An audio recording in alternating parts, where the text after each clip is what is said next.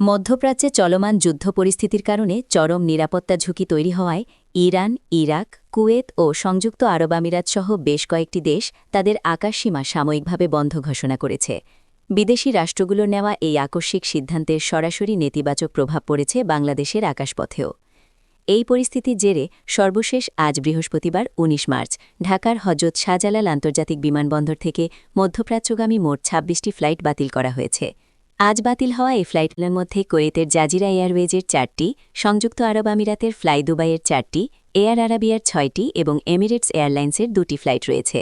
এছাড়া কাতার এয়ারওয়েজের ৪টি এবং বাহরাইনের গালফ এয়ারের ২টি ফ্লাইটও আজ ঢাকা থেকে উড্ডয়ন করতে পারেনি। যুদ্ধাবস্থার কারণে আকাশপথ ব্যবহারের অনুপযুক্ততা ও সংশ্লিষ্ট দেশগুলোর অভ্যন্তরীণ বিধিনিষেধের ফলে একের পর এক ফ্লাইট বাতিলের এই ধারা অব্যাহত রয়েছে বলে জানিয়েছে বিমানবন্দর সূত্র। বেসামরিক বিমান চলাচল কর্তৃপক্ষ বেবিচক এক সংবাদ বিজ্ঞপ্তিতে জানিয়েছে, গত ২৮ ফেব্রুয়ারি ২৩টি ফ্লাইট বাতিলের মাধ্যমে মূলত এই সংকটে শুরু হয়েছিল, যা মার্চের প্রথম সপ্তাহে সর্বোচ্চ পর্যায়ে পৌঁছায়।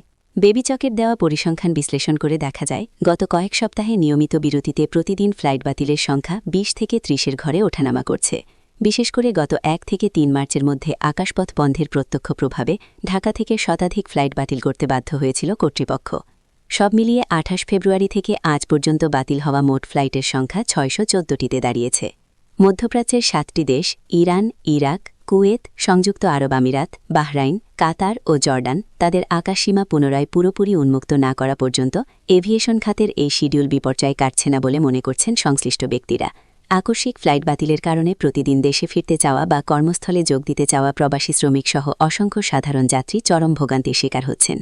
পুরো বিষয়টির সুরাহা এখন মধ্যপ্রাচ্য অঞ্চলের রাজনৈতিক ও যুদ্ধ পরিস্থিতির স্থিতিশীলতার উপর নির্ভর করছে।